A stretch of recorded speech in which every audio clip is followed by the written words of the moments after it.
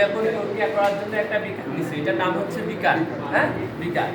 তো এই ব্যাপন আগে আমাদের বুঝতে হবে ব্যাপনটা কি।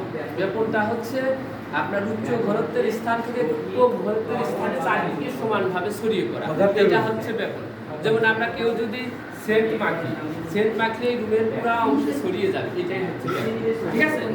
তো এখন আমরা যেটা করবো, কপার সালফেট বা তুঁতে, যেটা বাণিজ্যিক নাম এটা দিয়ে আমরা ব্যাপন পরীক্ষা করবো।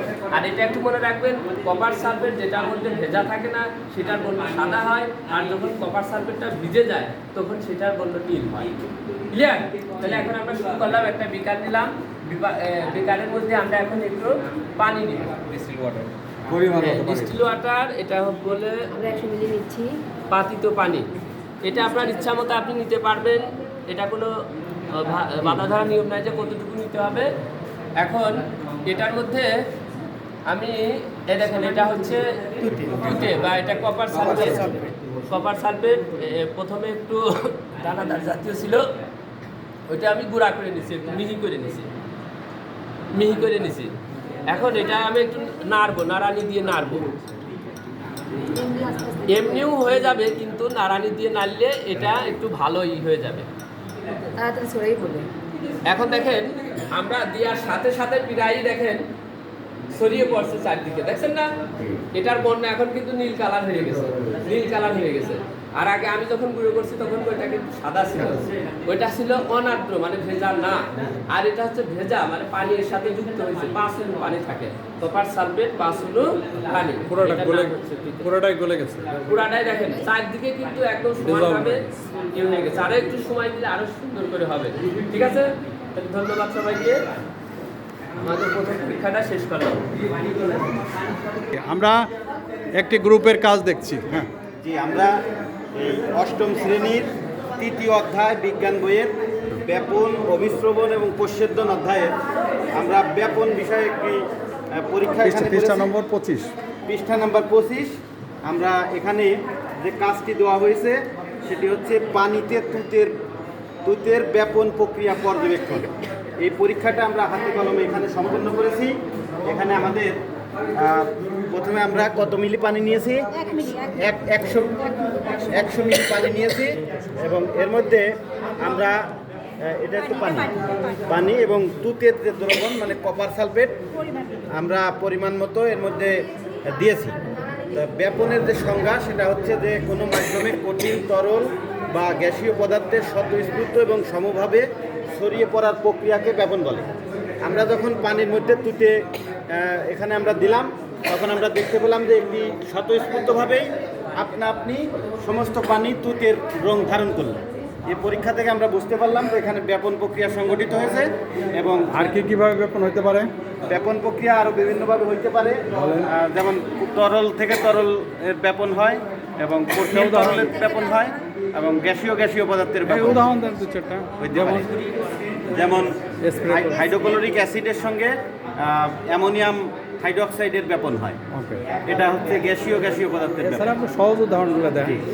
একটা ডিমের বলেন একটা ডিম। ব্যাপনের কয়েকটি সহজ উদাহরণ হচ্ছে, যেমন আমরা যখন গায়ের মধ্যে আতর বা স্প্রে দিই, এটা আমাদের একটু শরীরে দিই, কিন্তু আমার শরীর থেকে এটা চতুর্দিকে ছড়িয়ে পড়ে, কথা গন্ধ আস্তে আস্তে বেরিয়ে পড়ে। ধন্যবাদ। এই গ্রুপের কাজ দেখছি আমরা, একজন একটু বলেন আপনারা কি করেছেন ব্যাপন প্রক্রিয়া? ব্যাপন প্রক্রিয়া হলো,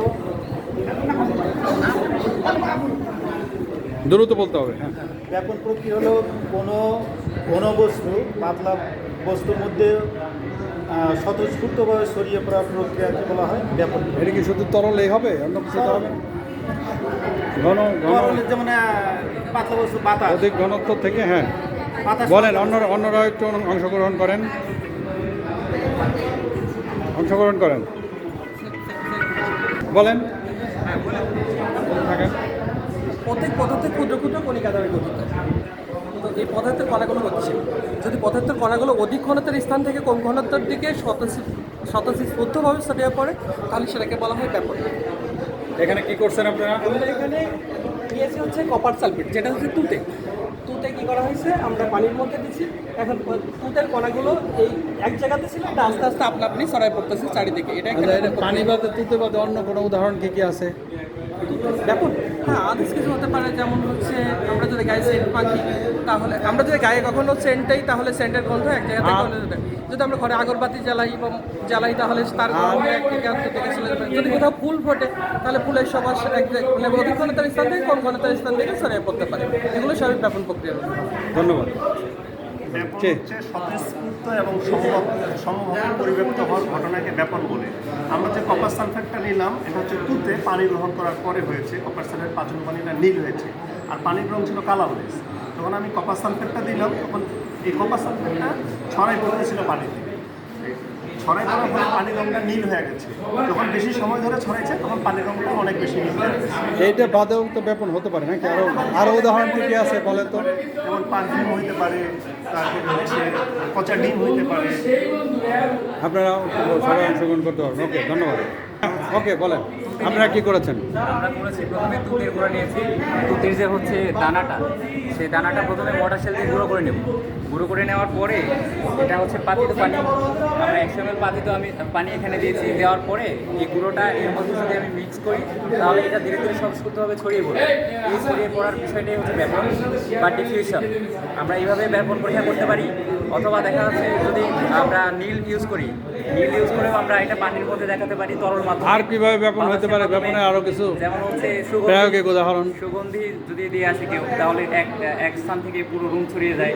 সুগন্ধি পোলাও অথবা দুর্গন্ধও হতে পারে সেটা। দুর্গন্ধ হতে পারে। হ্যাঁ, দেখা গেল কোথাও ইঁদুর মরে পচে আছে, সেই দুর্গন্ধটা আমাদের নাকে আসতেছে ডিফিউশনের মাধ্যমে।